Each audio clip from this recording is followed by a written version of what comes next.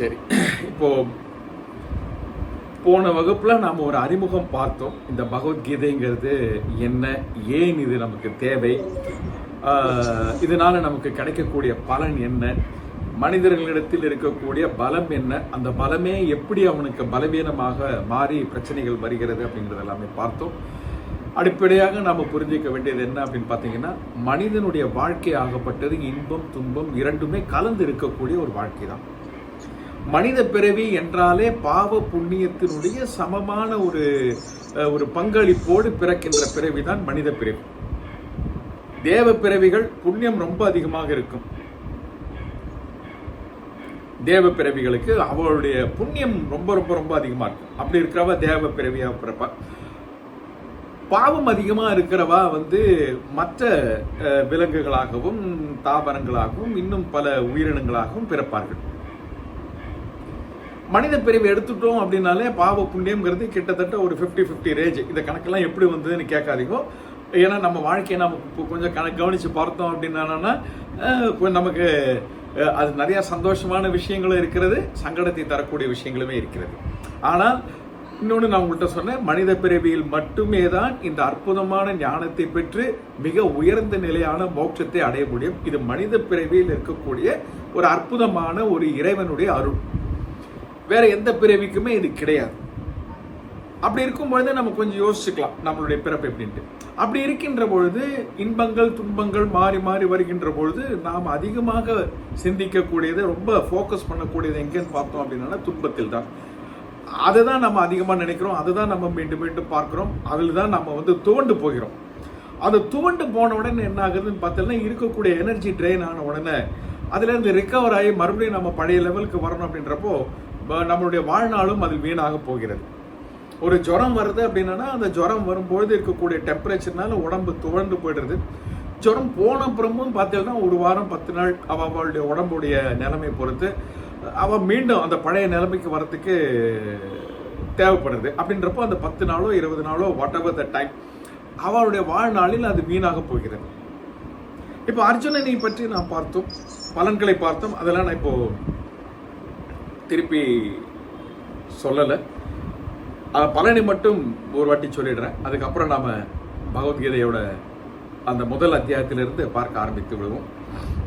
பகவத்கீதை நமக்கு தரக்கூடிய மிக முக்கியமான அற்புதமான பலன் என்ன அப்படின்னு பார்த்தோம் அப்படின்னா 3 விஷயங்களை நாம் பார்த்தோம். Frequency of attack, intensity of attack and recovery period. நம்முடைய வாழ்க்கையில் இருக்கக்கூடிய பிரச்சனைகள் மிகப்பெரிய பிரச்சனை மனம் சார்ந்த பிரச்சனை தான். உடல் சார்ந்த பிரச்சனை மிக குறைவு. அதனால் நம்ம பார்த்தோம், அதுக்குள்ள நம்ம போல. அப்போ இந்த உடலுக்கு ஒரு வியாதி ஒரு பிரச்சனை அதற்கு வைத்தியம் இருக்கிறது, அதை நம்ம கண்டிப்பாக எடுத்துக்கிறோம், சரியாயிடுது. மனம்ங்கிறதுக்கு முதல்ல பிரச்சனை இருக்குங்கிறத நம்ம புரிஞ்சுக்கிறதுக்கு ஒரு பெரிய விஷயம். சரி, நம்ம இப்போ அந்த நிலைமைக்கு வந்துட்டோம், பகவத்கீதை கிளாஸ்ல நம்ம வந்திருக்கோம். இப்போ இந்த பகவத்கீதை அறிவு, இந்த பகவத்கீதையிலிருந்து கிடைக்கக்கூடிய அறிவு எனக்கு எப்படி பலனாக இருக்கும் அப்படின்னா, ஃப்ரீக்வன்சி, அதாவது துன்பங்களை தரக்கூடிய நிகழ்ச்சிகள் இருந்து கொண்டிருக்கும். என்னை சுத்தி என்னெல்லாம் நடக்கணுமோ அதெல்லாம் நடந்துகிட்டு தான் இருக்கும். அதை தடுக்க முடியாது. நாம என்னெல்லாம் அனுபவிக்கணுமோ அதெல்லாமே நம்ம அனுபவிச்சு தான் ஆவோம். அதுல இருந்தும் நமக்கு எந்த விதமான நிவர்த்தியும் கிடையாது. அதை நல்லா புரிஞ்சுப்போம். எனக்கு இந்த பகவத்கீதை அறிவு கிடைச்சிருச்சுன்னா இனிமே எனக்கு ப்ராப்ளமே வராதான்னா, வந்ததை நான் ப்ராப்ளமா பார்க்க மாட்டேன். அதுதான் இந்த அறிவினுடைய மிக முக்கியமான பலன். என்னன்னா, எனக்கு வந்ததை நான் ப்ராப்ளமா பார்க்க மாட்டேன். அதுதான்.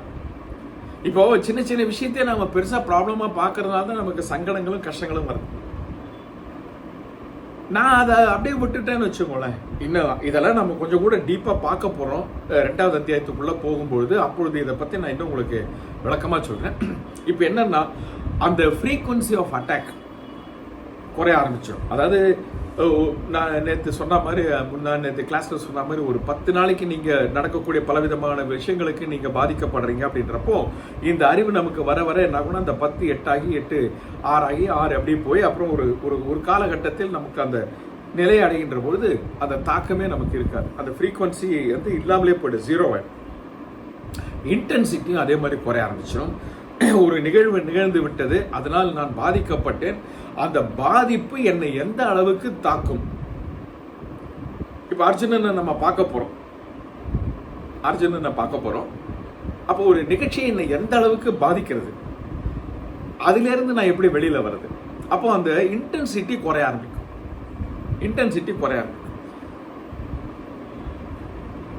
அதை தாங்கக்கூடிய மனோபலம் நமக்கு வருகின்ற பொழுது அந்த தாக்கத்தினால் வரக்கூடிய பாதிப்பு குறையும். அடுத்தது என்னன்னா ரிகவரி. சட்டுன்னு வெளியில வந்துடும். இதுக்கு ஒரு அற்புதமான ஒரு உதாரணம் சொல்லுவார். என்னன்னா பிரசவ வலி. வலியிலேயே மிக உயர்ந்த வலி பிரசவ வலி. இதுக்கு மேல ஒரு வலி இருக்குமான்னா விஞ்ஞானம் கண்டுபிடித்து கூறி இருக்கக்கூடியது மருத்துவ விஞ்ஞானம். பிரசவ வலிக்கு மேல ஒரு வலி கிடையாது. அதுதான் ஹையஸ்ட் இன்டென்சிட்டி பெயின். ஒரு பெண் பிரசவம் செய்கின்ற பொழுது அந்த வலியில அவ கஷ்டப்படும் போது அவளுக்குள்ள தோணுமா, எப்பா இனிமே நமக்கு இதை வேண்டவே வேண்டாம், இந்த பிள்ளை பேரே வேண்டாம்ப்பா, இதோட நான் நிறுத்திக்கிறேன், என்ன அவசியம் அப்படின்ட்டு. அது ஒரு கடுக்கோமே வருமா, என்னத்துக்கு இதெல்லாம் அப்படின்ட்டு. ஆனா அது குழந்தை பிறந்த அது ஒரு சத்தம் போடும் பாருங்க, குவா குவான்னு ஒரு சத்தம் போட்டு அந்த செவிலி அந்த நர்ஸ் அந்த குழந்தை எடுத்து அந்த அம்மா கிட்ட காட்டும் போது அந்த வலி எல்லாம் பறந்து போயிடும், எல்லாமே போயிடும் அவங்கள விட்டு. இவ்வளவு அனுபவிச்சோமே, இவ்வளவு நம்ம வேண்டாம், இவ்வளவு இதை போய் வெறுத்துக்கிட்டோமே, இதெல்லாம் எங்கடா போச்சுன்னா அந்த குழந்தைய பார்த்த உடனே அவ்வளவுமே போச்சு. அப்படின்னா என்னன்னா recovery is been so fast. High intensity pain in the world. அதிலிருந்து அந்த தாயாகப்பட்டவள் எப்படி சட்டுன்னு வேலையே வர அப்படின்னா அந்த குழந்தையின் மீது அந்த தாயில் இருக்க தாயினுடைய மனமாகப்பட்டது எப்படி போய் சேர்ந்திருக்கோ அதுதான் காரணமா இருக்கு. அதே மாதிரிதான் இந்த பகவத்கீதையினுடைய அறிவு நமக்குள் போய் சேர்கின்ற பொழுது எப்பேற்பட்ட இடியாக இருந்தாலும் நம்மால் அதிலிருந்து சட்டுன்னு வெளியில வரணும். இதெல்லாம் தான் பலனாக பார்த்தோம். இனி அடுத்தது நாம இது முடிச்சோம். இப்ப இன்னைக்கு என்ன பண்ணலாம்னா முதல் அத்தியாயத்திற்குள்ள போவோம். முதல் அத்தியாயம் ஆரம்பிக்கிறதுக்கு முன்னாடி ஒரு சின்ன இன்ட்ரடக்ஷன். அதுல என்ன அப்படின்னு பாத்தீங்கன்னா,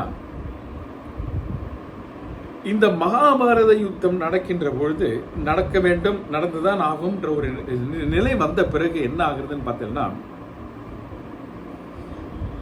கிருஷ்ணர் திருதராஷ்டிரர்கிட்ட போய் கேட்கிறார், உனக்கு அந்த யுத்தத்தை பார்க்கணும்னு ஆசையா இருக்கா, சொல்லு, நான் உனக்கு பார்வையை தரேன் அப்படின்ட்டு. அவர் வேண்டான்னு சொல்லிடுறாரு. அப்ப சஞ்சயன் கிட்ட ஒரு வரத்தை கொடுக்கிறார். இன்னைக்கு நாம சொல்லக்கூடிய லைவ் டெலிகாஸ்ட், டெலிவிஷன்ல பார்க்குற மாதிரி இருக்கக்கூடிய லைவ் டெலிகாஸ்ட், சஞ்சயனுக்கு அப்படிப்பட்ட ஒரு சக்தியை கொடுக்குற. நீ இங்க உட்காந்துக்கோ, அங்க என்னெல்லாம் நடக்கிறதோ அவ்வளவு உனக்கு ஞான கண்ணில் தெரியும், நீ அப்படியே சொல்லிக்கிட்டு வா. திருதராஷ்டிரர் கண்ணு வேண்டான்ட்டான், யுத்தத்தை பார்க்க மாட்டேன்னு சொன்னாலும் அங்க என்ன நடக்கிறதுங்கிறத தெரிஞ்சுக்காம அவனால இருக்க முடியாது. அப்ப என்ன பண்ணலாம்னா, சஞ்சயா நீ அவன் பக்கத்துல இரு, உனக்கு அப்படிப்பட்ட ஒரு சக்தியை தரேன், போர்க்களத்துல யுத்த காலத்துல என்னெல்லாம் நடக்கிறதோ அது அப்படியே உனக்கு தெரியும். அதாவது லைவ் டெலிகாஸ்ட்ல நமக்கு அங்க நடக்கக்கூடிய நிகழ்ச்சிகள் தான் தெரியும். ஆனா சஞ்சயனுக்கு கொடுத்திருக்கக்கூடிய அந்த வரத்துல சஞ்சயனுக்கு அவருடைய எண்ணத்தை புரிந்து கொள்ளக்கூடிய சக்தி இருக்கிறது, உணர்ச்சிகளை புரிந்து கொள்ளக்கூடிய சக்தி இருக்கிறது, எந்த பாவத்தில் இதை சொன்னார்கள் அப்படிங்கறத புரிஞ்சுக்கக்கூடிய சக்தி வந்துடுது. ஏன்னா அப்படிதான் சொல்ல போறான், திருதராஷ்டிரர் கிட்ட சொல்ல போறான் எந்தெந்த மனநிலையோட. இன்னொன்னு என்னன்னா, பகவத்கீதையில் பயன்படுத்தி இருக்கக்கூடிய வார்த்தைகள் மிக அற்புதமான வார்த்தைகள். நான் ரசிச்சு அப்படி அனுபவிச்சுட்டு இருக்கேன் இந்த பகவத்கீதை. அந்த வார்த்தைகள் இருக்கே, ஒரு விஷயத்தை என்ன வார்த்தையை போட்டு சொன்னோம்னா அந்த விஷயத்திற்கு ஒரு பலம் கிடைக்கும், அந்த விஷயத்திற்கு ஒரு தனித்துவம் கிடைக்கும், அந்த விஷயத்திற்கு ஒரு மேன்மை கிடைக்கும். அவ்வளவு அழகான வார்த்தைகள் பகவத்கீதையில பயன்படுத்தப்பட்டிருக்கு. என்னன்னா அந்த கோர்வை, எதற்கு பிறகு எதை சொல்ல வேண்டும், எப்படி எடுத்துக்கிட்டு போகணும், அது ஒரு அழகு, அது ஒரு அழகு. என சொன்னவர் யார்? சொன்னவர் யோகேஸ்வரன் ஆகிய ஸ்ரீ கிருஷ்ண பரமாத்மா. அப்படிப்பட்ட ஒருத்தர்கிட்ட இருந்து ஒரு விஷயம் வரும் பொழுது அதுல அழகு இருக்கும், நளினம் இருக்கும், 1000 அர்த்தங்கள் இருக்கும், ஒரு கோர்வையும் இருக்கும். அப்படிப்பட்டவர் சொல்லியிருக்க. ஏன் அவரை யோகேஸ்வரன் சொல்றோம் அப்படின்னா, பிறக்கும் போதே கஷ்டத்துல தான் பிறக்கிறேன். உங்களுக்கு எல்லாம் தெரியும், நான் அந்த கதைக்குள்ள எல்லாம் போகல. பிறந்த நிமிஷத்திலிருந்து எவ்வளவோ கஷ்டங்களை பார்க்கிறார். நாமெல்லாம் கொஞ்சம் யோசிச்சு பார்த்தோம்னா, அப்படி இல்லாம நம்ம வாழ்க்கை இருந்திருக்குன்னு யோசிச்சோம்னா கிருஷ்ண பரமாத்மாவோட நம்ம மேலானவாதான். பிறக்கும் போதே ஜெயிலில் பிறந்து, கொற்ற மழையில தூக்கிட்டு போய், பெத்த தாயை விட்டு வேற ஒருத்திக்கிட்ட வளர்ந்து, சரி அங்கேயாவது நிம்மதியா இருந்தாரான்னா, ஒரு காலகட்டத்தில் ஒரு ராட்சசன் ஒரு ரூபத்தில் வந்து அவரோட உயிரை எப்படியாவது வாங்கணும்னு வந்து, இளம் வயதிலேயே மாமனை கொல்ல வேண்டிய ஒரு நிர்பந்தம். கொஞ்சம் யோசிச்சு பாருங்க, சொந்த மாமனையே கொல்லணும், இப்படி ஒரு நிர்பந்தம், இப்படி நிறைய இருக்கு. அவருடைய கதையை பார்த்தோம் அப்படின்னா, நாமெல்லாம் என்ன ஒண்ணுமே இல்லை, நம்ம படுற கஷ்டம் என்ன ஒண்ணுமே கிடையாது, நாமெல்லாம் கஷ்டம் ஆக்கின்னு இருக்கோம். அப்படிப்பட்ட யோகேஸ்வரன் ஆகிய கிருஷ்ண பரமாத்மா சொல்லியிருக்கக்கூடிய இந்த பகவத்கீதை ஆகப்பட்டது அழகிலும் அழகு, ருசியிலும் ருசி, அர்த்தத்திற்கு அப்படி ஒரு ஆழம் இருக்கு ஒரு வார்த்தைக்கும். இதெல்லாம் சொல்லிட்டு அப்படியே வரேன் நான். அப்போ சஞ்சயன் தான் ஆரம்பிக்கிறான்.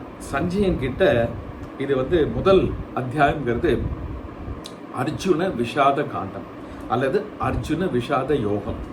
அர்ஜுனுடைய விஷாத யோகம்னா அவனுடைய புலம்பல், அவனுடைய மனக்கவலைகளை சொல்லக்கூடியது.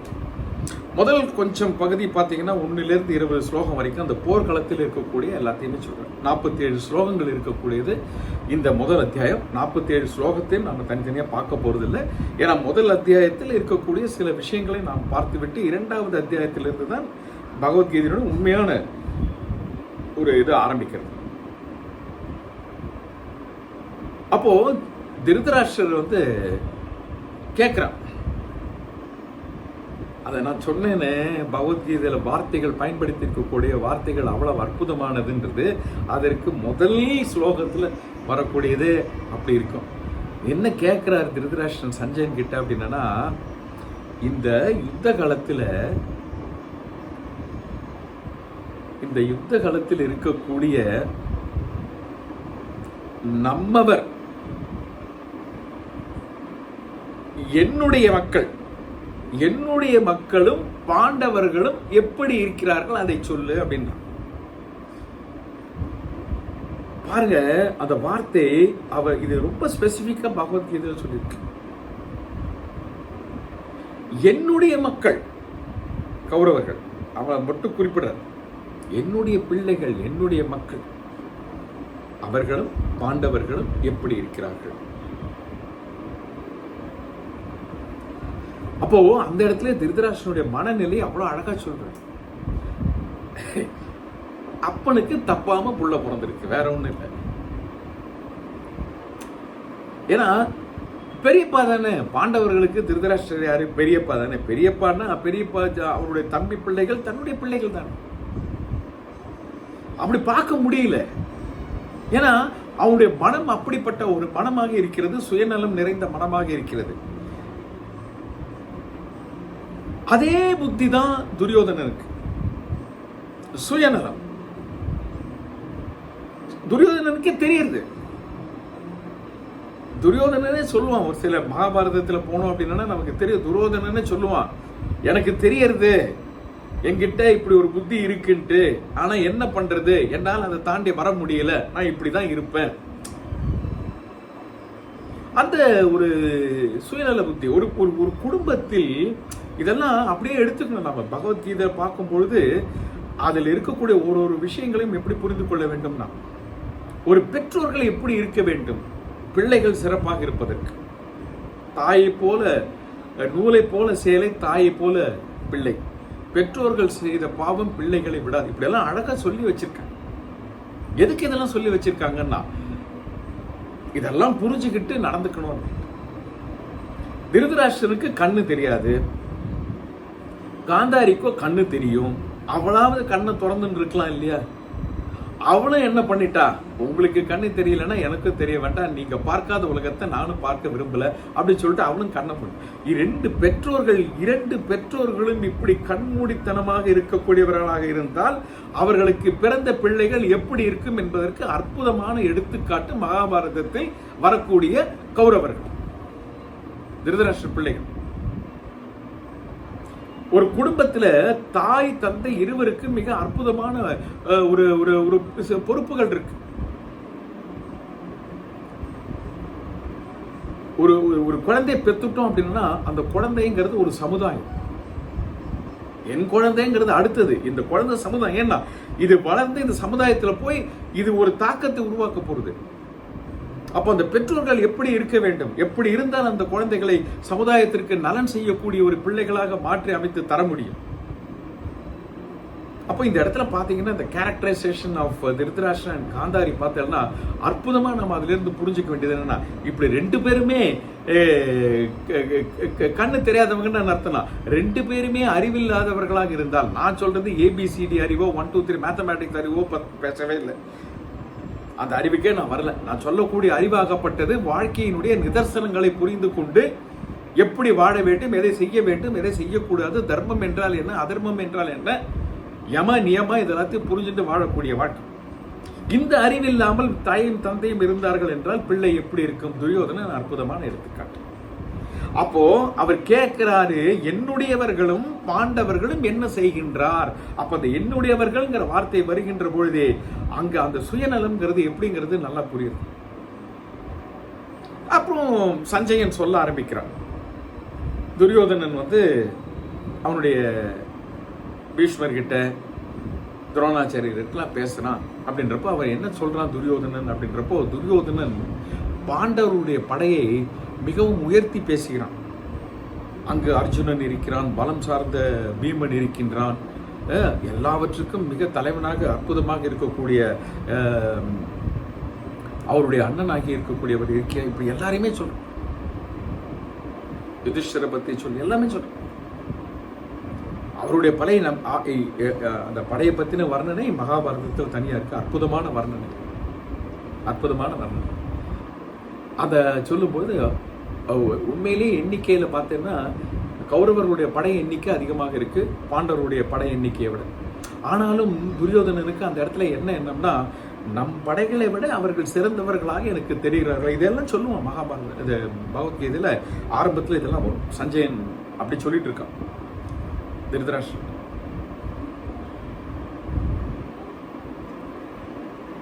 பீஷ்மரை உஸ்பேத்தி விடுறான். உன்னுடைய பிரதம சீடன் துரோணாச்சாரியரை உஸ்பேத்தி விடுறான். உன்னுடைய பிரதம சீடன் அந்த பக்கம் இருக்கான்றது எனக்கு தெரியும், ஆனாலும் நீ எனக்காக தான் எங்களுக்காக தான் போரிடுவ அப்படின்னு. அதாவது இந்த குத்தி குத்தி பேசுறது, அதாவது ஒருவருக்கு மனம் நல்ல மனம் இல்லை என்றால் அவர்கள் வாயிலிருந்து வரக்கூடிய வார்த்தைகளும் நல்லவைகளாக இருக்காது. துரோணாச்சாரியருக்கு ரொம்ப இடுக்க எடுத்து அதுக்கப்புறமா இன்னும் திட்டுவான், அதெல்லாம் வேற, அது மகாபாரதத்தில் வரக்கூடியது, பகவத்கீதைக்கு அது சம்பந்தம் இல்லை. இப்படி எல்லாம் சொல்லி முடிச்சு போர் செய்யறதுக்கு தயாரா இருக்கா. எல்லாருமே சங்க ஊதுறான். ரெண்டு படைகளில் இருக்கக்கூடியவர்களும் அவர்களுடைய சங்க எடுத்து அந்த படை போர் ஆரம்பிக்கட்டும் என்பதற்கு உண்டான ஒரு இது அவர்களுடைய சங்கை எடுத்து ஊதுகிறார். அர்ஜுனனும் அவனுடைய சங்கை ஊதுகிறான், கிருஷ்ணனும் அவனுடைய சங்கை ஊதுகிறான். படை இப்பொழுது போர் நடப்பதற்கு தயாராக இருக்கிறது. அந்த நேரத்தில் அர்ஜுனனுக்கு ஒரு வினோதமான எண்ணம் வருது. டேர்னிங் பாயிண்ட்னு சொல்றோம் இல்லையா, லைஃப்ல நிறைய பேருக்கு ஒரு டேர்னிங் பாயிண்ட் இருக்குன்னு சொல்றோம் இல்லையா, அப்படிப்பட்ட ஒரு turning point not only for Arjuna, நமக்கும். ஏன்னா அர்ஜுனனுக்கு அப்படிப்பட்ட ஒரு டேர்னிங் பாயிண்ட் வரலன்னா நமக்கு இப்படிப்பட்ட ஒரு அற்புதமான பகவத்கீதை கிடைச்சிருக்காது. என்ன டேர்னிங் பாயிண்ட்னா, சண்டை போட வந்தவன் சண்டை போட வேண்டியதானே.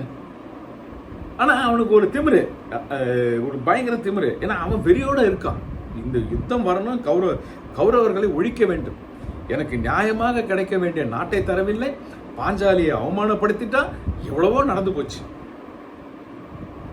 அப்படி ஒரு வெறியோட இருந்தவன், அந்த வெறி இன்னமும் இருக்கு அவன்கிட்ட. அந்த வெறி இருக்கு. அவன் சொல்றான் கிருஷ்ணர் கிட்ட, கிருஷ்ணா இந்த 2 படைக்கு நடுவில் கொண்டு போய் என்ன நிறுத்து, என்னோட போட்டு இப்ப சண்டை போடுறதுக்கு யார் யார் வந்திருக்கான்றத பார்க்கணும், என்னுடைய அம்புக்கு இரையாகி இறக்க போகிறவர்கள் யார் யாருங்கிறது எல்லாத்தையும் நான் பார்க்கணும்.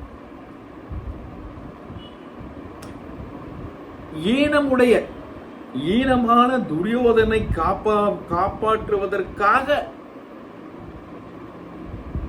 வந்திருக்கிறவங்க யாரு, அவங்களையும் நான் பார்க்கணும். என்னெல்லாம் வார்த்தை பயன்படுத்துறான் பாருங்க.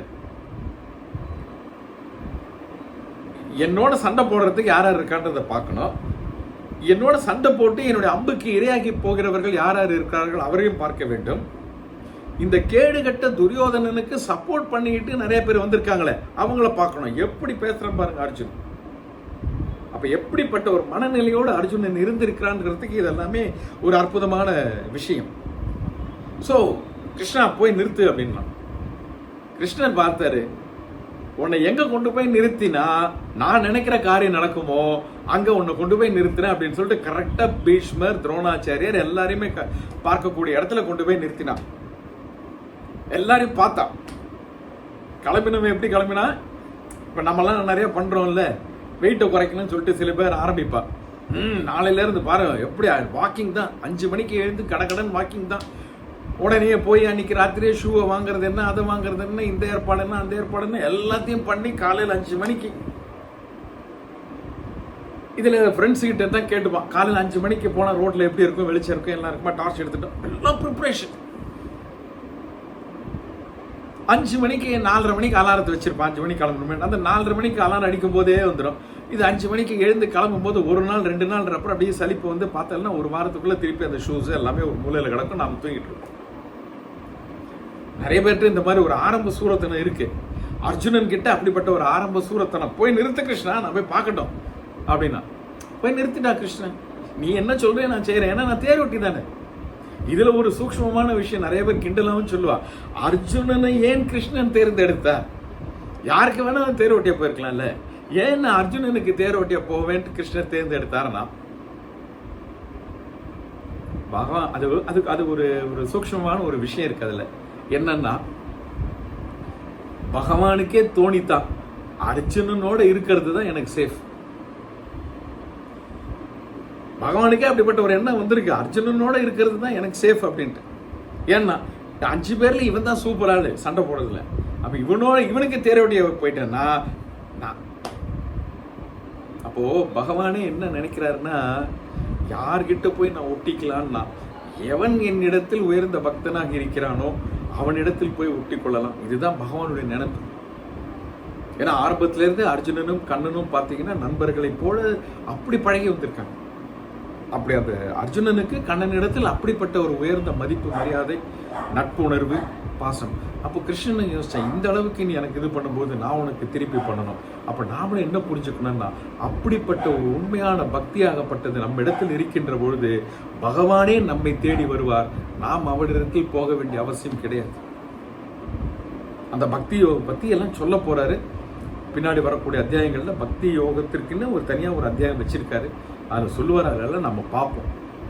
அப்படி கிருஷ்ணர் வந்து தேர் ஓட்டியா வந்தார். நீ சொல்றதை நான் கேட்கிறேன்ப்பா, மறு பேச்சு பேசல.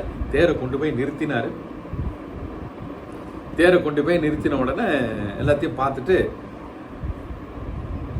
படைகளெல்லாம் பார்த்தான். எல்லாரையுமே பார்த்துட்டான், யார் யாரெல்லாம் இருக்கா அப்படின்ட்டு.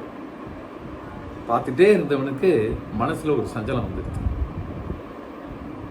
28 - 47 ஸ்லோகம் வரைக்கும் 1வது அத்தியாயத்தில் பார்த்தேன்னா அர்ஜுனனுடைய புலம்பு. என் முன்னாடி யார் இருக்கா, என்னுடைய குருமார்கள் இருக்கிறார்கள்,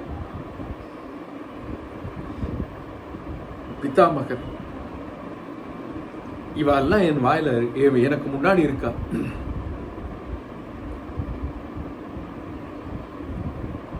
இவாளை பார்த்த உடனே எனக்கு சண்டை போடணும்னு தோணல கிருஷ்ணா. இந்த யுத்தம் வேண்டாம். இந்த யுத்தத்தினால, இந்த யுத்தத்துல இவாள எல்லாரையும் கொன்னு எனக்கு என்ன, அப்படி என்ன எனக்கு ஒரு ராஜ்யம் வேணும்.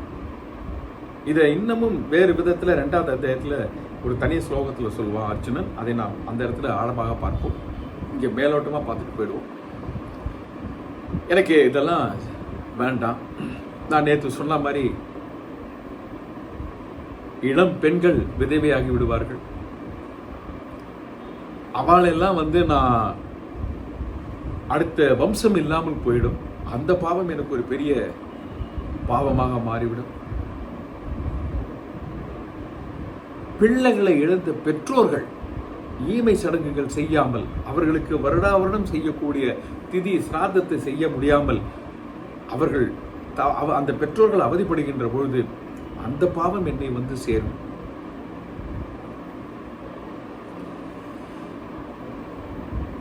இப்படி இவ்வளவு பாவங்கள் இருக்கின்ற போது நிறைய தர்மத்தை பத்தி சொல்றான் அர்ஜுன். இவ்வளவு பெரிய பாவங்கள் எல்லாம் செய்யறோம், இவ்வளவு பேரை கொன்னு. ஏன்னா அவன் அப்பவே டிசைட் பண்ணிட்டான். அர்ஜுனுடைய மனசுல அந்த குழப்பத்திலேயே அவனுக்குள்ள தெளிவா இருக்கக்கூடிய ஒரு விஷயம் என்னன்னா, இவங்கெல்லாம் என் கையால சாக போறாங்கன்றத அவன் மனசுல ஆழமாவே இருக்கு. அதை வச்சுதான் இவ்வளவு பேசுறான். அவன் இவர்கள் எல்லாம் என் கையால சாக போறாங்களே, இவ்வளவு பேரையும் கொண்டு விதவைகளாக்கி இளம் விதவைகளை உருவாக்குவதும், பெற்றோர்களுக்கு ஈமை சடங்குகள் செய்து பிறகு அவர்களுக்கு வருடாவருடம் செய்யக்கூடிய திதிகளை செய்ய முடியாமல் அவருடைய பிள்ளைகளை நான் கொன்று, என்னுடைய சகோதரர்களை நான் கொன்று, அவன் அப்படிதான் போறான். அவன் டிசைட் பண்ணிட்டான், இவன் எல்லாரும் என்னோட சாக போறா, ஆனா இவாளெல்லாம் நான் கொல்றதுக்கு தயாரா இல்லை. எப்படி நான் இவர்களை கொன்று இந்த ராஜ்யத்தை அடைந்து, இதனால என்னன்னா அவரை இன்னொன்னு சொல்றான். என்னன்னா, இதுல என் வில்லால் அவர்கள் இருந்தால், என் அம்பால் அவர்கள் இறந்தாலோ அல்லது அவருடைய அம்பால் நான் இருந்தாலோ யாருக்கு என்ன பிரயோஜனம்? தத்துவம் எல்லாம் பேசுறான். தத்துவம் எல்லாமே பேசுறான். இதெல்லாம் கேட்டப்பதான் அர்ஜுனனுக்கு வருது, கிருஷ்ணனுக்கு ஒரு நினப்பு வருது.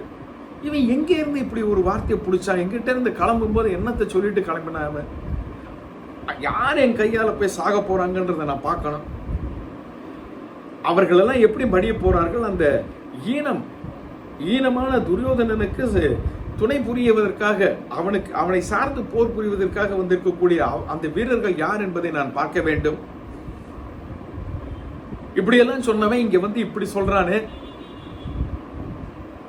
என் உடம்பெல்லாம் நடுங்குது கிருஷ்ணா, உடம்பெல்லாம் வேர்க்குது, தொண்டை வறண்டு போச்சு, கண் மங்கி போச்சு, நான் மிகவும் துயரப்பட்டு விட்டேன், என்னால் எதையுமே தாங்க முடியவில்லை அப்படின்னு சொல்லி அந்த காண்டீபத்தை கையில் இருக்கக்கூடிய வில்லை கீழே போட்டுறான்.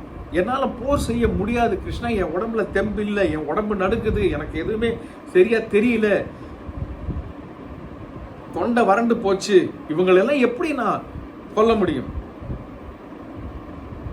பல விபரீதமான சகுனங்கள் எனக்கு தெரிகிறது. என்னன்னா, என்னை சுற்றி இருக்கக்கூடியவர்கள் எல்லாம் இறப்பது போல எனக்கு தெரிகிறது. இதெல்லாம் எனக்கு விபரீதமான சகுனங்களாக தெரிகிறது. அதனால கண்ணா, எனக்கு வெற்றி வேண்டாம், எனக்கு இந்த ராஜ்யமும் வேண்டாம். இந்த ராஜ்யத்தை அடைந்து இதிலிருந்து கிடைக்கக்கூடிய சுகத்தினால நம்ம வாழ்க்கையில என்னத்தை பெருசா சாதிச்சிட போறோம்? எதற்காக இது அப்படின்ட்டு தத்துவம் எல்லாம் பேசுறான். தத்துவம் எல்லாம் பேசி எல்லாரையுமே சொல்லி முடிச்சுட்டு அப்பதான் கிருஷ்ணர் ஒரு நண்பனை போல் அவனிடத்தில் பேச ஆரம்பிக்கிறான். அதாவது கிருஷ்ணர் என்ன சொல்றாரு அப்படின்னா, இந்த இடத்துல 2வது அத்தியாயம்ங்கிறது சாங்கிய யோகம், 72 ஸ்லோகங்கள் நிறைந்திருக்கக்கூடியது. மிக மெதுவாக செல்லும் இந்த அத்தியாயம். ஏன்னா நிறைய விஷயங்கள் நம்ம ஒன்னொன்னு டீப்பா போய் பார்க்கணும், அதெல்லாம் புரிஞ்சுக்கிறதுக்கு. அப்போ இந்த 2வது அத்தியாயம் முடிவதற்கு சில காலங்கள் ஆகும், கொஞ்சம் மெதுவா போகணும். ஏன்னா பகவான் மிக அற்புதமான விஷயங்களை சொல்ல போகின்றார். ஞான யோகத்தை பற்றி சொல்ல போகின்றார், கர்ம யோகத்தை பற்றி சொல்ல போகின்றார், மிக அற்புதமான வாழ்க்கை தத்துவத்தை பற்றி சொல்ல போகின்றார். உண்மை என்றால் என்ன? இப்ப நம்ம யதார்த்தம் ஒரு வார்த்தையை ரொம்ப யதார்த்தமா பயன்படுத்துறோம். அவர் ரொம்ப யதார்த்தமா பேசுறாரு அப்படின்னா என்ன அர்த்தம்னா ரொம்ப ஜாலியா பேசுறாரு, ரொம்ப கேஷுவலா பேசுறாருங்கிறத நாம எப்படி சொல்றோம்னா ரொம்ப யதார்த்தமா பேசுறாரு. ஆனா யதார்த்தம்னா என்னன்னா அந்த விஷயத்திற்கோ அந்த வார்த்தைக்கோ அந்த பொருளுக்கோ என்ன உண்மையான அர்த்தம் இருக்கிறதோ அந்த அர்த்தத்தை சொல்லுவதுதான் யதார்த்தம். அதற்கு என்று ஒரு அர்த்தம் இருக்கிறது, அந்த அர்த்தத்தை நாம் சொல்ல வேண்டும், அதுதான் யதார்த்தம். அப்படி வாழ்க்கையின் யதார்த்தத்தை பற்றி பகவான் இங்கே சொல்ல போகின்றார். அதை நாம விரிவாக பார்க்க வேண்டும். அப்படியே ஓடிட்டு போய் நான் 1வது அத்தியாயத்தை சொன்ன மாதிரி 2வது அத்தியாயத்தை சொல்ல முடியாது. 2வது அத்தியாயத்துக்குள்ள நம்ம ஒரு ஸ்லோகமா போக போறோம். ஸோ அந்த இடத்துல 2வது ஸ்லோகத்திலிருந்து சாங்கிய யோகத்தில் இப்போ நம்ம 2வது அத்தியாயத்துக்குள்ள வந்திருக்கோம். அர்ஜுனன் இதெல்லாம் புலம்பி என்னால் முடியாது காண்டிபத்தை கீழே போட்டுட்டு உடம்பு நடுங்கி வியர்த்து கொட்டி கண் மங்கி வாய் வறண்டு அப்படி தளர்ந்து போயிட்டான். எப்பேற்பட்ட வீரன் தளர்ந்து போயிட்டான். பகவான் ரொம்ப அழகா ஆரம்பிக்கிறார். என்ன சொல்றாருன்னா அந்த ஸ்லோகத்தினுடைய தமிழ் அர்த்தத்தை சொல்லிட்டு அப்படியே நான் ஸ்லோகத்தை விரிவாக்குறேன். பகவான் கூறுகிறார், இந்த முட்டுதலில் இவ்வளவு சோர்வை நீ எங்கிருந்து பெற்றாய்? இது ஆரியருக்கு தகாது. வானுலகை தடுப்பது அபகீர்த்தி தருவது அர்ஜுனா. இதுதான் முதல் அந்த ஸ்லோகம். 2வது ஸ்லோகம். இந்த முட்டுதலில் அப்படின்னா இந்த ஃபைனல் மூமெண்ட், இப்ப சண்டை நடக்க போறது, இந்த நிமிஷத்துல உனக்கு இந்த புத்தி எங்க இருந்து வந்தது? இந்த சோர்வு எங்க இருந்து வந்தது உனக்கு? இது ஏதோ ஒரு வாரத்துக்கு முன்னாடி எல்லாம் வந்ததுதான் நமக்கு பேசுறதுக்கு டைம் இருக்கும், உனக்கு சொல்றதுக்கெல்லாம் டைம் இருக்கும். இப்ப சண்டை போடுற அந்த பக்கம் சங்கு ஊதியாச்சு, இந்த பக்கம் சங்கு ஊதியாச்சு. இந்த நேரத்துல இப்படிப்பட்ட ஒரு இக்கட்டான சூழ்நிலையில் ஒரு இறுதி நேரத்தில் எங்கிருந்து உனக்கு இப்படிப்பட்ட ஒரு சோர்வு வந்தது? இது ஆரியருக்கு உகந்ததல்ல. இன்னைக்கு நாட்டில் ஒரு பெரிய சர்ச்சை போயிட்டு இருக்கு. ஆரியர்னா யாரு, மற்றவங்க எல்லாம் யாரு அப்படின்னு சொல்லிட்டு. ஆரியன் என்கின்ற வார்த்தைக்கு அர்த்தம் என்ன அப்படின்னு பார்த்தீங்கன்னா, அறிவு உடையவன், ஞானம் உடையவன், அவன் தான் ஆரியன். இதுதான் சமஸ்கிருத வார்த்தையினுடைய அர்த்தம். நன்கு கற்று அறிந்தவன், அவன் தான் ஆரியன். அப்போ இந்த இடத்துல என்ன சொல்றான், இது ஆரியருக்கு உகந்தது அல்ல அப்படின்னு பகவான் சொல்லுகின்ற பொழுது 2 அர்த்தம் வருது. ஒண்ணு என்னன்னா, நன்றாக கற்று அறிவை அடைந்தவன் அவன் இப்படிப்பட்ட மனசோர்வை அடைய மாட்டான். இது அந்த வார்த்தைக்கு உண்டான நேரடியான அர்த்தம். இப்படிப்பட்ட அறிவை உடையவன், கற்று அறிவை பெற்றவன் மனசோர்வு அடையவே மாட்டான். அது ஒரு தீர்மானமா சொல்றார் பகவான். நம்மோட இலக்கம் அதுதான். நல்லா புரிஞ்சுக்க, இந்த வகுப்புல இருக்கக்கூடிய ஒருத்தருடைய இலக்கம் அதுதான். அப்படிப்பட்ட அறிவை பெற்ற பின் எனக்குள் மனசோர்வு வராது. இதுதான் நம்மளுடைய இலக்கு இங்க இருக்கிறவங்க எல்லாம். அப்போ இந்த வார்த்தையை பயன்படுத்தி 2வது அதுல இருக்கக்கூடிய அர்த்தம் என்னன்னா, அர்ஜுனனை அந்த நிலையில் வைத்து பகவான் பேசுகிறார். இது ஆரியருக்கு தகாதுன்னு யாரை பத்தியும் சொன்னா அர்த்தம் இல்லையே. இங்க பிரச்சனையா இருக்கு அர்ஜுனனுக்கு. அப்ப பகவான் எதை சொன்னாலுமே அர்ஜுனனுக்கு சம்பந்தப்பட்டு சொன்னாதான் அவனோட கனெக்ட் ஆகும். அப்போ ஆரியருக்கு இது தகாது அப்படின்னா, கற்று அறிவை பெற்றவனுக்கு இப்படி மனத்தளர்வு அடைவதுங்கிறது உகந்தது அல்ல அப்படின்னு சொல்லும் பொழுது, அப்போ அது அர்ஜுனனையும் குறிக்கக்கூடிய வார்த்தையாக இருக்கிறது. உண்மையிலேயே அர்ஜுனன் வேத சாஸ்திரங்களை, அவன் வில்வித்தை மட்டும் கத்துக்கல, வேத சாஸ்திரங்களை மிகவும் கற்று தெளிவடைந்தவன். யானைக்கும் மனிதருக்கும் அதுதான் இந்த நேரத்தில் அர்ஜுனனுக்கு நடந்திருக்கு. அவன் சாஸ்திரங்களை நன்கு கற்று அறிந்தவன். அப்படி அறிவுடைய உனக்கு இது தகாது அர்ஜுனா. வானுலகை தடுத்தல் அவகீர்த்தி தருவது அர்ஜுனா. வானுலகை தடுத்தல் அர்த்தம்னா, இயற்கையை மீறி நீ செயல்பட நினைக்கின்ற பொழுது அது உனக்கு நன்மையை செய்யாது. அந்த இயற்கை மீறி செயல்படுகிறாயன்றதுக்கு உண்டான அர்த்தம் பின்னாடி வரக்கூடிய ஸ்லோகங்கள்ல வரும்பொழுது அதை பற்றி நான் உங்களுக்கு விரிவாக சொல்லுகின்றேன். இந்த இடத்துல பகவான் என்ன சொல்றாருன்னா, வானுலகை அப்படின்றப்போ ரெண்டு அர்த்தத்தில், ஒன்று இயற்கை, இன்னொன்று மரணத்தை அடையக்கூடியவர்கள், வானுலகத்திற்கு போகக்கூடியவர்கள். மற்றவர்கள் மரணம் அடைவதை தடுத்து நிறுத்துவதுங்கிறது நல்ல செயல் கிடையாது. அப்படின்னா அர்த்தம்னா இதுல சூக்ஷ்மமான விஷயம் இருக்கிறது, வெளிப்படையான விஷயம் இருக்கிறது. என்னன்னா ஒருத்தரை, அதாவது இந்த இடத்துல யுத்தம் என்று வந்து விட்டால், இது வெளிப்படையான அர்த்தம். இந்த இடத்துல யுத்தம் என்று வந்துவிட்ட பிறகு இதில் மனிதர்கள் உயிரை இழப்பது என்பது தவிர்க்க முடியாத ஒன்று. அதை நீ வேண்டான்னு சொல்லிட்டு வெளியில போற அப்படின்னா அது உனக்கு கெட்ட பேரை கொடுக்கும். என்னன்னா போருக்கு பயந்துகிட்டு நீ ஓடி போறேன்னு அர்த்தம். இது ஒரு அர்த்தம், இந்த வார்த்தைக்கு உண்டான அர்த்தம். நீ ஒரு சத்திரியன், சண்டை போடுறதுக்கு வந்தாச்சு. சண்டைன்னு வந்தா இப்ப நேரத்தை நான் சொன்ன மாதிரி, வடிவேலு சொன்ன மாதிரி, சண்டைன்னா சண்டை கிழியதான் சொன்னீங்கன்னா, சண்டைன்னு சொன்னா மரணம்ங்கிறது இயல்பு தானே. மரணமே இல்லாம எப்படி சண்டை போட முடியும்?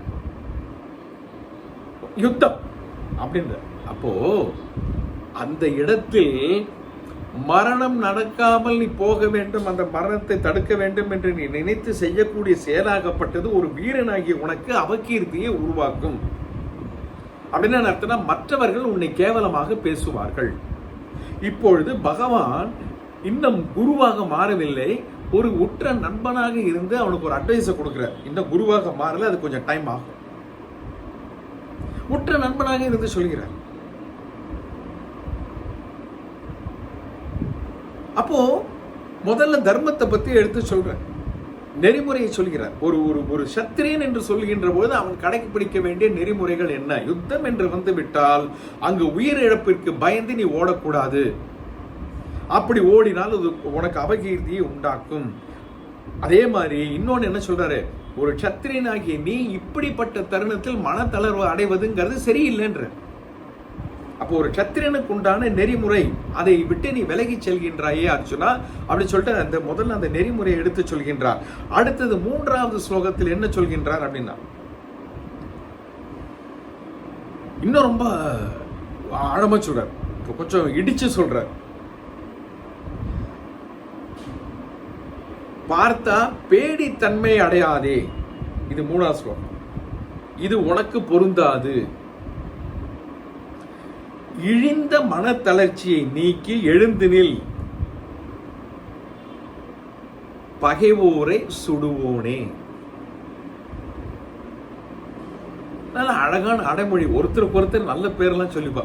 இந்த இடத்துல கிருஷ்ணன் அர்ஜுனனை பத்தி நல்ல பேரெல்லாம் சொல்லி நாமாவளியெல்லாம் சொல்லுவார். அந்த பக்கம் அர்ஜுனன் கிருஷ்ணனுக்கு நாமாவளியெல்லாம் சொல்ல, இவளுக்குள்ள ஒருத்தரை பத்தி ஒருத்தர் சொல்லும் போது இப்ப நாமெல்லாம் என்ன பேசிப்போம், வீட்டுல அவன் என்ன பேரை வச்சிருக்காளோ அந்த பேரை வச்சுதான் சொல்லுவோம். சில சமயம் ரொம்ப கோபம் வந்துருக்கு, அந்த எரும மாடுக்கு எத்தனை சொன்னாலும் உரைக்காது. இப்படியெல்லாம் நம்ம வார்த்தைகள் எல்லாம் பயன்படுத்தாதுக்கு புத்தி இருந்தா தானே அப்படின்ற மாதிரி என்ன சொன்னாலும் உரைக்காது. இந்த மாதிரி வந்துருக்கு பாரு சோத்தை கூட்டிக்கிறதுக்கு, இதெல்லாமும் சொல்லுவோம். இதெல்லாம் நாம வீட்டில் பயன்படுத்தக்கூடிய ஒருத்தருக்கு ஒருத்தர். ஆனா இந்த இடத்துல அர்ஜுனனும் கிருஷ்ணனும் ரொம்ப அழகா பயன்படுத்தின ஒருத்தர் அவ்வளவு அழகா சொல்றாரு. ஹே பார்த்தா, அர்ஜுனன் நீ உயர்ந்து சொல்லி பேடித்தன்மை அடையாதே. என்ன ஒரு ஆழமான வார்த்தையை பயன்படுத்தியிருக்கார் பாரு. பேடித்தன்மை என்ற வார்த்தையினுடைய அர்த்தம் என்னன்னா, அப்படியே அர்த்தத்தை எடுத்துக்கிட்டோம்னா அலி மாதிரி நடந்துக்காத அப்படின்றாரு. அலி மாதிரி நடந்துக்காதேன்னு சொன்னா என்ன அர்த்தம்னா, ஒரு ஆண் ஆணாக நடந்து கொள்ள வேண்டும், ஒரு பெண் பெண்ணாக நடந்து கொள்ள வேண்டும். இது இயற்கையின் விதி. இயற்கையின் விதியை மீறி சில விஷயங்கள் நடக்கின்ற பொழுது அங்கு முரண்பாடுகள் இருக்கும். இயற்கையாகவே இருக்கின்ற நேரத்திலே அங்கு முரண்பாடுகள் இருக்காது. இயற்கையை மீறிய விஷயங்கள் நடக்கின்ற பொழுது அங்கு முரண்பாடுகள் இருக்கு. அப்போ இந்த இடத்துல அர்ஜுனனை பார்த்து பேடித்தன்மை அடையாதேன்னு சொல்றாருன்னா என்ன அர்த்தம் அப்படின்னா, நீ ஒரு சத்திரியன், ஒரு ஆண்மகன், இப்படி பயந்து ஓடாதே. ஒரு ஆண்மகனுக்கு, ஒரு சத்திரியனுக்கு இது உகந்ததல்ல. யுத்த காலத்தில் வந்து நின்ற உனக்கு, ஒரு வீரனாகிய உனக்கு இதை பார்த்து நீ ஓடி போறேன்னு சொல்றது உனக்கு அழகு இல்லை. அப்ப அதுக்கு என்ன வார்த்தையை பயன்படுத்துறார், நீ ஆணாக இரு, ஆண் தன்மையை விட்டு விலகி போகாதே, பேடியாக மாறாதே. இந்த இடத்துல கண்ணத்துல ஓங்கி அரைகிற மாதிரி வார்த்தையை பயன்படுத்துற. நண்பன் நல்ல விதமாகவும் சொல்லுவான், கொஞ்சம் கடினமாகவும் சொல்லுவான். அப்படி சொல்றார். ஏன்னா இது உனக்கு பொருந்தாது. அந்த வார்த்தையும் பயன்படுத்துறார் பகவான் இந்த இடத்துல. பார்த்தா பேடி தன்மை அடையாது, இது உனக்கு பொருந்தாது. ஏன்னா நீ அப்பேற்பட்டவன் இல்ல அர்ஜுனா. எவ்வளவு யுத்தம் பண்ணிருக்க, எவ்வளவு பேர் தோக்கடிச்சிருக்க, கர்ணனை விரட்டி அமைச்சிருக்க, துரியோதனனை விரட்டி அமைச்சிருக்க, எவ்வளவு எல்லாமே சிவன் கிட்டே நீ சண்டை போட்டிருக்கியே, அஸ்திரத்தை வாங்கியிருக்கியே. அப்படிப்பட்ட நீ உனக்கு இது பொருந்தாது. சில பேருக்கு வீம்பு இருக்கும், அவங்களுக்கு அது செய்ய பொருந்தவே பொருந்தாது. ஆனாலும் நான் பண்றேன் பாருலாம் கிளம்புவார். எப்படின்னா இந்த சாந்தமா இருக்கிற கோவப்படுறதுக்கு ட்ரை பண்ணுவான். அவன் எவ்வளவுதான் கோவப்பட்டாலும் மூஞ்சில காமிச்சிடும் அந்த கோவம் உண்மையா இல்லை அப்படின்ட்டு. அவனும் ட்ரை பண்ணுவான், நானும் கோவப்பட்டு பாக்குறேன் பார், எனக்கும் கோவம் வரும், ரோஷம் வரும்னு சொல்லிட்டு. அவனுக்கு அது தகாது. ஏன்னா அவன் அப்படிப்பட்டவன் இல்லை. இந்த கோபமா இருக்கக்கூடிய சில நேரத்துல சாந்தமா இருக்கிறதுக்கு பார்ப்போம். அப்பவும் வடுக்க வடுக்குன்னு வார்த்தை வரும். என்ன கோச்சின்ட்டேல, நான் சொன்னதை கேட்டு இல்ல அது இல்ல அப்படின்ற வார்த்தையில கோபம் இருக்கும். ஏன்னா அவன் சாந்தமா இருக்க ட்ரை பண்றானா. ஏன் அவன் அப்படிப்பட்டவன் கிடையாதுன்றப்போ அந்த செயல் அவனுக்கு பொருந்தாது. அப்படின்றப்போ பகவான் இந்த இடத்துல அர்ஜுனன் சொல்றது என்னன்னா, ஒன்னால போர் செய்யாமல் இருக்க முடியாது, புரிந்து கொள் அர்ஜுனா, நீ பேடித்தன்மை அடையாதே, அது உன்னுடைய திறமைக்கும் வீரத்திற்கும் தைரியத்திற்கும் பொருத்தமானது அல்ல என்பதை புரிந்து கொள். ஒரு பேடியாக நடந்து கொள்வதில் எந்த விதமான தவறும் இல்லை, அது இயற்கை. ஆனால் உன்னை போன்ற ஒரு வீரன் அப்படி நடந்து கொள்ள கூடாது, அது உனக்கு உகந்தது அல்ல அர்ஜுனா அப்படின்னு சொல்லி அவனுக்கு தகுதியானது என்னது, அந்த தகுதியை மீறி அவன் செய்யக்கூடிய தவறை இடித்து காட்டுகிறார் இந்த இடத்தில் பகவான். அதற்கு பிறகு என்ன சொல்றாருன்னா, இடிந்த மன தளர்ச்சியை நீக்கி எழுந்து நில். இடிந்த மன தளர்ச்சி அப்படின்னா பயன்படாத, எதற்குமே பயன்படாத மனத்தளர்ச்சியை நீக்கி. இது எல்லாருக்குமே நம்ம நல்லா புரிஞ்சுக்கணும். மனம் தளர அடைவதற்குண்டான காரணம் என்னன்னு பாத்தீங்கன்னா கவலைப்படுவது. கவலையினால் மனம் தளர. மனம் தளர்ந்து போவதனால் ஏதாவது ஒரு பிரயோஜனம் இருக்கா? நீங்க எல்லாருமே கொஞ்சம் யோசிச்சு பாருங்க. மனம் தளர்வடைந்து நீங்கள் ஏதாவது சாதிச்சிருக்கீங்களா உங்க வாழ்க்கையில? கொஞ்சம் யோசிச்சு பாருங்க. மனம் தளர்வடைகின்ற பொழுது நம்முடைய செயல்கள் இன்னமும் பலவீனமாகிவிடும். அப்ப என்ன ஆகணும்? இன்னும் பிரச்சனை ஜாஸ்தியாகும். அப்ப இந்த மன தளர்ச்சி எதற்கு பயன்படும்? எதுக்குமே பயன்படாது, நாசத்துக்கு தான் பயன்படும். அப்ப நாமளும் இந்த பகவத்கீதை கேட்க ஆரம்பிச்சிருக்கோமே, இன்னிலிருந்து புரிஞ்சுக்க, இந்த மன தளர்வு அடைவதை தவிர்க்க நாம் முயற்சி செய்வோம். ஏன்னா பிரயோஜனம் இல்லாத வேலை செய்யாதீங்க, வீணாக நேரத்தை செலவழிக்காதீங்க, வீணாக உங்களை நீங்க தாழ்த்தி கொள்ளாதீர்கள். மனம் தளர்வடையாமல் பார்த்து கொள்ளுங்கள். ஏன்னா அது வீணான செயல், பயன்படாத செயல், நம்மளை தாழ்ந்த நிலைக்கு கொண்டு செல்லக்கூடிய விஷயம். அதைத்தான் இந்த இடத்தில் பகவான் என்ன சொல்கிறார்? இழிந்த மன தளர்ச்சியை நீக்கி எழுந்து நில். எழுந்து நில் சொன்ன பிறகு கடைசியை எப்படி முடிக்கிறார்? பகைவனை சுடுவோனே. பகைவனை சர்வசாதாரணமா அடிச்சு தள்ளக்கூடிய அர்ஜுனா எழுந்து நில் அப்படின்னா அர்த்தம்னா சும்மா எழுந்து நில்லுன்னு சொல்லல. உட்கார்ந்து இருக்கிறவனை பார்த்து எழுந்து நின்னா எழுந்து நின்றுவான். இந்த இடத்துல அவன் எழுந்து நின்னா என்ன, கிருஷ்ணனுக்கு என்ன போறது? எழுந்து நில் என்று சொல்லுகின்ற பொழுது அவர் கூற விரும்புவது என்னன்னா, யுத்தம் செய், யுத்தம் செய். ஏன்னா இந்த வார்த்தையை பல பேர் தவறாக பயன்படுத்துகிறார். ஏன்னா இதெல்லாம் புரிஞ்சுக்காதவங்க என்ன சொல்றாங்கன்னா, பகவானே சண்டை போடுன்னு சொல்றாரு. இது எப்படி சரியாகும்? பகவானா இருந்தா, இறைவனா இருந்தா, கடவுளா இருந்தா அவர் என்ன சொல்லியிருக்கணும்? சண்டை போடாதப்பா, சமாதானமா இருப்பா, ஏன் சண்டை போடுற அப்படின்னு தானே சொல்லியிருக்கணும். ஆனா இந்த இடத்துல இறைவனே சண்டை போடு என்று சொல்கிறாரே, இவரெல்லாம் ஒரு இறைவனா என்று தவறாக புரிந்து கொண்டு இழிவாக பேசக்கூடியவர்கள் எவ்வளவு பேர் இருக்கிறார்கள்.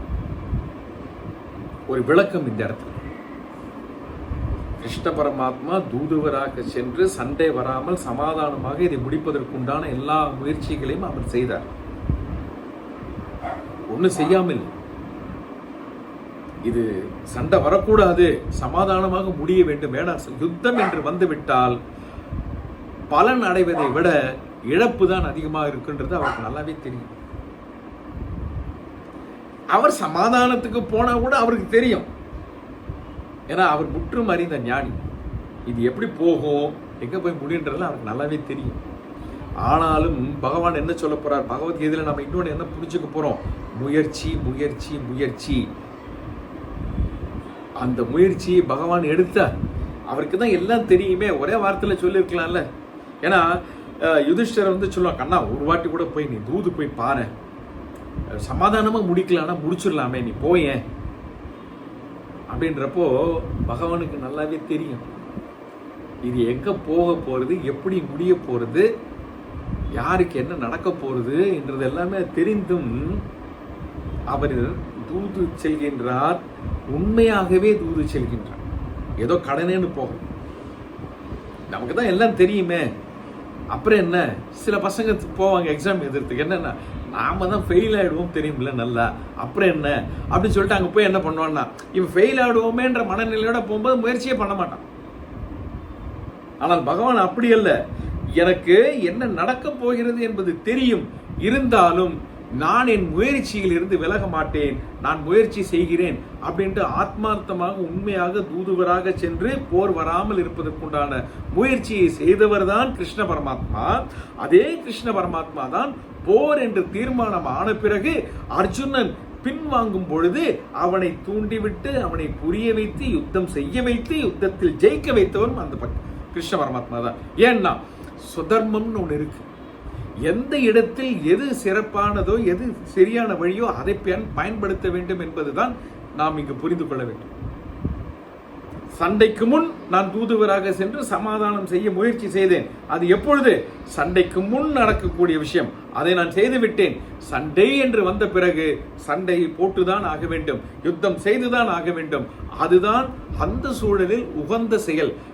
இதுவும் நம்ம நல்லா புரிஞ்சுக்கணும். எந்த சூழலில் எது உகந்த செயலாக இருக்க வேண்டும் என்பதை புரிந்து நாம் செயல்பட வேண்டும். எல்லா நேரத்திலையும் ஒரே மாதிரி செயல் இருந்தோம்னா நம்ம எல்லாத்தையுமே சொதப்பிடுவோம். அப்ப அதனாலதான் இந்த இடத்துல பகவான் என்ன சொல்றார், அர்ஜுனா எழுந்து நீ யுத்தம் செய். இந்த ஒரு வாட்டியோட இல்ல, அடிக்கடி சொல்ல போற, அடிக்கடி சொல்லுவார். 2வது அத்தியாயத்திலே அப்பப்போ சொல்லுவார், நீ சண்டை போடு சண்டை போடுன்ட்டு. அப்போ சண்டை போடணுங்கிறது பகவானுடைய விருப்பம் அல்ல. யுத்தம் என்று வந்த பிறகு அந்த இடத்துல யுத்தம் செய்துதான் ஆக வேண்டும். அதுதான் உகந்த செயல். அதிலிருந்து சத்திரியனான நீ பின்வாங்குவது என்பது சத்திரிய தர்மத்திற்கு இழுக்கானது. அதை நான் ஒருபோதும் அனுமதிக்க மாட்டேன் என்று சொல்கின்றேன். வர்ண ஆசிரமத்தை பத்தி நம்ம பின்னாடி பார்க்கின்ற பொழுது இந்த சத்திரிய தர்மம்னா என்னங்கிறதெல்லாம் நம்ம பார்ப்போம். அப்ப ஏன் பகவான் இப்படி சொன்னான்னு சொல்லி அவனை எழுது நிக்க சொல்ற, சண்டை போட சொல்ற. அப்படியே 4வது ஸ்லோகத்துக்குள்ள வந்தோம் அப்படின்னா, அப்போ அர்ஜுனன் திருப்பி சொல்கிறான், இதெல்லாம் கேட்டுட்டான், நான் இவ்வளோ சொல்லிட்டு இந்த ஆளுக்கு புரியலையே, சண்டை போடுங்கிறாரு. நான் தான் சொல்லிட்டேன்னா இவங்களெல்லாம் கொல்ல முடியாது, இவெல்லாம் என்னுடைய குருமார், என்னுடைய தாத்தா, என்னுடைய சகோதரர்கள், இளைஞர்கள் அங்கே வீரர்களாக இருக்கிறார்கள். யானையை கொல்ல வேண்டும், குதிரையை கொல்ல வேண்டும், எவ்வளோ பெரிய நாசத்தை உருவாக்க முடியாதுன்னு சொல்லி நான் தான் விட்டுட்டேனே. இதை புரிஞ்சுக்காம இவன் இன்னும் பேசுறானே, இன்னும் சில விஷயங்களை நான் சொல்லி பார்க்கலாமே சொல்லி அர்ஜுனன் மறுபடியும் ஒரு முயற்சி எடுக்கின்றான். அந்த முயற்சியில் எடுக்கும் போது அவன் என்ன சொல்றான்னா, அர்ஜுனன் சொல்கின்றான், மதுசூதனா. இந்த இடத்துல 2 வார்த்தை பகவானை போற்றி பயன்படுத்துகிறான். மதுசூதனன், அரிசூதனன் என்று 2 வார்த்தையை பயன்படுத்துகின்றான். அதற்குண்டான அர்த்தத்தை நாம் பின்னாடி பார்ப்போம். முதல்ல ஸ்லோகத்தை பார்ப்போம். அர்ஜுனன் சொல்கின்றான், மதுசூதனா, பீஷ்மரையும் துரோணரையும் போரில் அம்புகளால் எப்படி எதிர்ப்பேன்? இவர்கள் தொழுவதற்குரியவர்கள், பகைவரை அழிப்போனே. அதாவது பகைவரை அழிப்போனேன்னா அரிசூதனன். மதுசூதனன் அர்த்தம் அரக்கனை வென்றான். அப்ப கிருஷ்ணன் அழகா 2 வார்த்தைகள்ல போட்டிருக்கிறான் அர்ஜுனன். என்னன்னா, மதுசூதனா அரக்கர்கள் எல்லாம் அழித்தாய் நீ, அரிசூதனா பகைவர்களையும் அழித்தவன் நீ. அப்படிப்பட்ட கிருஷ்ணா, உனக்கு தெரியாதது இல்லை, இருந்தாலும் நான் என் நிலைமையை சொல்றேன். அப்போ இதுதான் அழகு. அவ 2 பேரும் பேசுறதுக்குள்ள அழகு என்னன்னா, ஒருத்தர் சூப்பரா சொல்லிப்பாரு. இப்ப இந்த இடத்துல அர்ஜுனன் கிருஷ்ணனை பார்த்து அரிசூதனா மதுசூதனா எல்லாம் சொல்ற மாதிரி அவளை ஒருத்தருக்கு அழகு அந்த வார்த்தையை கரெக்டான இடத்துல பயன்படுத்துவான். அதுதான் ரொம்ப இம்பார்ட்டன்ட். அவன் என்ன சொல்றான்னா, பீஷ்மரும் துரோணரையும் போரில் அம்புகளால் எப்படி நான் எதிர்ப்பேன்? இப்ப நான் பொதுவா எல்லாத்தையும் சொல்லிட்டேன், இப்ப ஸ்பெசிபிக்கா வரேன். என்னுடைய பெரிய சிக்கல் என்னன்னா, இவங்களை நான் எப்படி அம்புகளால் அழிப்பேன்னா, அம்புகளால் அவர்களை நான் எப்படி கொல்லுவேன்? அவர்கள் போற்றுவதற்குரியவர்கள் அல்லவா அப்படின்னு அர்த்தம்லாம். என்னுடைய மரியாதைக்குரியவர்கள் அல்லவா, என்னுடைய தாத்தாவும் என்னுடைய குருமார்களும் இவர்கள் எல்லோருமே என்னுடைய மரியாதைக்குரியவர்கள். மரியாதைக்குரிய இவர்களை நான் எப்படி கண்ணா அம்பை விட்டு அழிப்பேன்? நீயே யோசிச்சு சொல்லு. நீ யாரையோ கொன்ன, நீ யார கொன்ன? அசுரர்களை கொன்ன, அப்புறம் யார கொன்ன? பகைவர்களை கொன்ன. நீ என்ன யார கொல்ற சொல்ற நீ கிருஷ்ணா? நியாயமா இருக்கா உனக்கு இது? நீ உனக்கு சம்பந்தம் இல்லாதவங்களும் கொண்டுட்டு போயிட்ட ஜாலியா. நீ இப்ப எங்கிட்ட யார கொல்ல சொல்ற? என்னுடைய மதிப்பிற்கும் மரியாதைக்கும் போற்றுதலுக்கும் உரிய பீஷ்மரையும் துரோணரையும் கொல்ல சொல்றியே, இது நியாயமா கிருஷ்ணா? அதுதான் இந்த இடத்துல அந்த வார்த்தையை பயன்படுத்தினா. மதுசூதனா அரிசூதனான்னு ஏன் கிருஷ்ணன் அர்ஜுனன் சொன்னான்னா, அவனும் அந்த குழப்பத்திலையும் தெளிவாக தான் இருக்கு அர்ஜுனன். ஏன்னா நீ அசுரனை கொண்டுட்ட, பகைவர்களை கொண்டுட்ட, ஆனா நீ என்ன கொல்ல சொல்றிய? யாரை தெரியுமா கொல்ல சொல்ற அர்ஜுனா? கிருஷ்ணா கொஞ்சம் யோசிச்சு பாரு, எப்படி நான் இவர்களை கொல்ல வேண்டும் அப்படின்னு சொல்லிட்டு அப்படியே 5வது ஸ்லோகத்துக்கு வரான். பெரியோர் ஆகிய குருக்களை கொல்லாமல், இது இன்னும் ரொம்ப நொந்து போனவங்களுடைய வார்த்தை. அதே நேரத்தில் எந்த அளவுக்கு ஒரு உயர்ந்த நிலையில் அர்ஜுனன் இருக்கிறான்றது இந்த 5வது ஸ்லோகத்தில் நாம் பார்க்க போகிறோம். மேலோட்டமாக பார்ப்போம், நேரம் முடிகின்ற காரணத்தினால் இந்த ஸ்லோகத்தை நான் உங்களுக்கு சொல்கிறேன். அதற்குண்டான விளக்கத்தை நாம் அடுத்த வகுப்பில் பார்ப்போம். பெரியோர் ஆகிய குருக்களை கொல்லாமல் உலகத்தில் பிச்சை எடுத்துண்பது நன்று. பொருளை விரும்பும் குருக்களை கொன்று நாம் தூய்க்கும் இன்பங்கள் இரத்தத்தில் கலந்தவை. ரொம்ப ஆழமான ஒரு ஸ்லோகம். இந்த இடத்துல அர்ஜுனன் தன் நிலையை எவ்வளவு உயர்வாக எடுத்து சொல்கின்றான் என்பதை நாம் பார்க்க வேண்டும். அவனுடைய மனநிலையை, குருக்கள் என்று சொன்னால் இந்த இடத்துல பீஷ்மர், துரோணர், கிருபர், இவர் அவனுடைய குருமார்கள். அவனுக்கு அறிவை சொல்லிக் கொடுத்தவர்கள், வித்தையை சொல்லிக் கொடுத்தவர்கள், இவர்களை சொல்லி இருக்கின்றார். இவர்களை கொல்வதை விட பிச்சை எடுத்து உண்பது நன்று. யார் சொல்றா? அதுதான் நம்ம யோசிக்கிறோம். இதை சொன்னவர் யார்? அந்த சொன்னவன் சொன்ன வார்த்தைக்கு எப்படி அர்த்தம் வரும்? அது எல்லாமே நம்ம அடுத்த வகுப்புல பார்ப்போம். இந்த வகுப்புல உங்களுக்கு யாருக்காவது ஏதாவது கேள்விகள் இருந்தால் நீங்க கேட்கலாம். அதை எடுத்துட்டு அப்படியே இந்த வகுப்பை நம்ம முடிச்சுப்போம். இன்னும் சாட்ல யாராவது உங்க நேம் அண்ட் நம்பர் கொடுக்கல அப்படின்னா, கொடுக்க விருப்பப்பட்டீங்கன்னா சாட்ல போட்டுருங்க, அந்த குரூப் ஃபார்ம் பண்றது. கேள்விகள் இருந்தால் கேள்வியை எடுத்து போனாங்க. சார் அருமையான விளக்கம் சார். கேள்வி கேட்கறதுக்கே ஒரு சந்தர்ப்பமே கொடுக்காம நீங்க சொல்லிட்டு சந்தோஷம். பகவான் அருள். நிஜமாதான் சார். நன்றிமா. உங்ககிட்ட நாங்க கத்துக்கிறது எங்களோட பாக்கியம். சந்தோஷம். எல்லாம் ஒரு அமைப்பு தான். நம்ம இந்த பகவத்கீதையில நம்ம அதை புரிஞ்சுக்க போறோம். உள்ள போக போக நமக்கு நிறைய புரியும். எல்லாமே எப்படி ஒரு திட்டம் போட்டு நடக்கிறதுங்கிறது நம்ம புரிஞ்சுக்க போறோம். சும்மா நடக்கல எதுவுமே. இப்படி ஒரு நிகழ்வு நடக்க வேண்டும், நமக்குள் இப்படி ஒரு நிகழ்வு நடக்க வேண்டும் என்பது ஒரு திட்டமிட்ட செயல். நமக்கு அது தெரியல. நாம் ஏதோ ஓகே நீங்க கேட்டா அவ சொன்ன அப்படின்னு சொல்லிட்டு வந்துட்டோம், அவ்வளவுதான். ஆனால் இதற்கு பின் ஒரு அற்புதமான திட்டம் இருக்கிறது, இறைவனுடைய திட்டம். அந்த திட்டத்திற்கு உட்பட்டு நாம் இயங்கிக் கொண்டிருக்கிறோம். எஸ் சுகந்தி மேடம் சொல்லுங்க.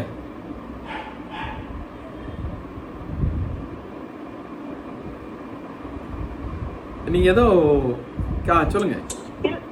இல்ல தப்பா பண்ணி விட்டேன். I just wanted to chat பண்ணறது பார்த்தேன், அது by mistake I did it. சரி சரி, no problem. Janaki madam, I think கொஞ்சம் பேர் நம்பர்ஸ் போட்டிருக்காங்க. இல்ல ஒருத்தர் தான் நம்பர் போட்டிருக்காங்க. ஒருத்தர் தான் போட்டிருக்காங்கல்ல? ஆமா, ரவிக்குமார் அவர் தான் போட்டிருக்காங்க. ஓகே. ஸோ இன்னும் யாராவது போடுறதுக்கு விருப்பப்படுறீங்களா? இல்லை நம்ம இந்த வகுப்பு இதோட முடிச்சுடலாமா?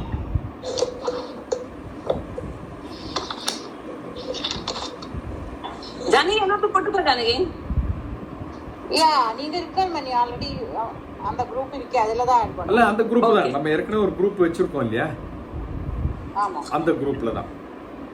ஸோ தட் கம்யூனிகேஷன் கொஞ்சம் லேட்டாக வந்தவளுக்கு ஒரு விளக்கம்.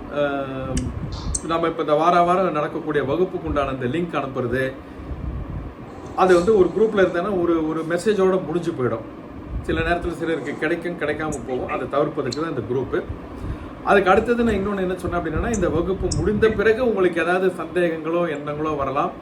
அதை அடுத்த வகுப்பு வரைக்கும் வச்சுக்காம இந்த குரூப்பில் போட்டுட்டேன்னா நானும் அதை பார்த்துட்டு அடுத்த வகுப்பு ஆரம்பிக்கும்போது அதிலிருந்து ஆரம்பிக்கலாம். இதுக்காக தான் இந்த குரூப், வேற எதுக்குமே கிடையாது.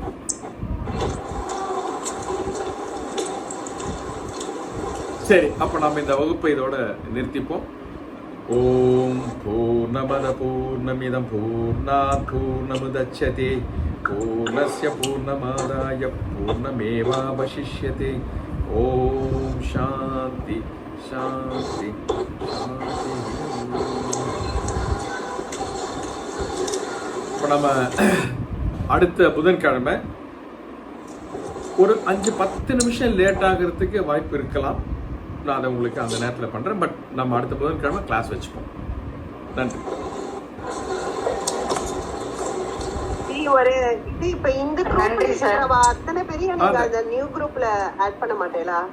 சொல்லுங்க மேடம். இல்ல இப்ப இந்த குரூப்ல இருக்கிறவால அடுத்த குரூப் அந்த இன்னொரு குரூப் புது குரூப்ல அப்படியே போட்டுற மாட்டேடா, தனித்தனியா நாங்க நீங்க இப்போ நீங்க சரோஜா மாதாவோட குரூப்ல இருக்க இல்லையா? இல்ல இப்ப இதுலதான் நான் சேர்ந்திருக்கேன். இப்ப நீங்க நம்பர் கொடுத்திருக்கீங்களா? உங்களுக்கு மெசேஜ் எப்படி வந்தது? அப்படியே லிங்க் இது பண்ணிட்டு உள்ள வந்திருக்கேன். லிங்க் எப்படி கிடைச்சது உங்களுக்கு? எனக்கு வந்து அத்தியாபிகா 2023 அத்தியாபிகா கனா அதுல போட்டிருந்தா சரோஜா மாதா, அதுல வந்து வந்தேன். சரி சரி சரி. அப்போ யார் யார் அதுல இருந்து வராங்கன்றது எனக்கு தெரியாது. அதனால்தான் அதுல இருக்கிற எல்லாருமே வரல, ஒரு சில பேர் வந்திருக்கேன். அதனால இது போட்டுட்டேன்னா இந்த கேள்வி இதெல்லாமே போட்டோன்னா அந்த ஒரு ட்ராக்ல போயிடலாம். இப்போ நான் வந்து சரோஜா மாதாக்கு லிங்க் போடுறேன், அவங்க வந்து உங்களுக்கு அனுப்புறாங்க. இல்ல சார், இப்ப நான் கூட சரோஜா வருது. சொல்லுங்க சொல்லுங்க. எப்படி அப்ரோச் பண்றதுன்னு தெரியல. ஒண்ணுமே வேண்டாம், நீங்க உங்களுடைய நேமும் நம்பரும் இந்த சாட்ல போட்டுருங்க. சொல்லுங்க ராஜேஸ்வரி மேடம். சார் நான் கூட சரோஜா மேம் சொல்லி தான் சார் வந்திருக்கேன். என்னோட நம்பரையும் பேரையும் போட்டிருக்கேன் சார். இப்போ சாட்ல போட்டுருங்க. அதில் ஆட் பண்ணிட்டேன்னா அந்த ஒரு குரூப்ல இந்த கம்யூனிகேஷன் மட்டும்தான். ஸோ நான் ஒருத்தருக்கு அனுப்பிச்சு அவங்க இன்னொருத்தருக்கு அனுப்பி அதுல மிஸ் ஆக வேண்டாம், வேற ஒன்றுமே இல்லை. ஓகே சார், ஓகே சார், தன்யவாதம் சார். ஒண்ணுங்க ஒரு இது சொல்லுங்க. நம்ம எங்களுக்கு தெரிஞ்ச குரூப்ல எல்லாம் போடலாமா? கண்டிப்பா கண்டிப்பா அந்த மாதிரி போட்டு வர்றவங்களுக்கு அது ஒரு வாய்ப்பை நீங்க ஏற்படுத்தி கொடுக்குற மாதிரி ஆகும். ஓகே, உங்களுக்கு தெரிஞ்ச குரூப்ல போட்டா சோ விருப்பப்படுறவா அதுல சேர்ந்துக்கலாம். தமிழ்ன்றதுனால எல்லாருமே ஆசைப்படுவா. பண்ணுங்க. அவேர்னஸ் கிரியேட் பண்றது நம்மளுடைய முயற்சியா வச்சுப்போம். வர்றவா அவளுடைய ஒரு இதுதான் அவேர்னஸ் நம்ம கிரியேட் பண்ணுங்க. ஓகே ஓகே ஓகே தான். நோட் பண்ணிட்டீங்களா ஜானகி மேடம்? நோட் பண்ணிட்டேன். 3 பேர் கொடுத்திருக்காங்க, நான் நோட் பண்ணிட்டேன். சரி, அப்ப நாம பகினி அந்த ஜானகி பகினி எனக்கு எப்படி போடணும்னு தெரியல. என் பேர் அலமீனும். சரி, நீங்க நம்பர் சொல்லுங்க. நம்பர் பேர் போட்டா போறோம். எதுல போடணும், எப்படி போடணும்? வேண்டாம். ஓகே மேடம், நீங்க அப்படியே உங்க நம்பரை சொல்லுங்க, அவங்க நோட் பண்ணிடுறாங்க. 9790 ஓகே 330 ஓகே 742 ஓகே அலமீன். ஓகே, ಧನ್ಯವಾದಗಳು.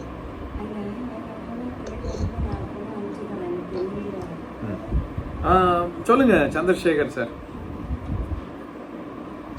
மியூட்ல இருக்கல, அன்மியூட் பண்ணிட்டு சொல்லுங்க. என்னோட பேரு சந்திரசேகரன். நம்பர் 9444. நோட் பண்ணிக்கிறீங்களா மேடம், ஜானகி மேடம்?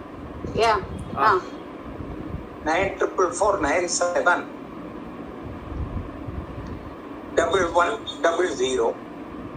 ஓகே, என்ன சேர்த்துட்டு எல்லா சௌரியமா இருக்கும். கண்டிப்பா கண்டிப்பா. ஓகே ஓகே, தேங்க்யூ சார், நமஸ்காரம். ரொம்ப இன்னைக்கு சப்ஸ்கிரைப் அட்டென்ட் பண்றேன்.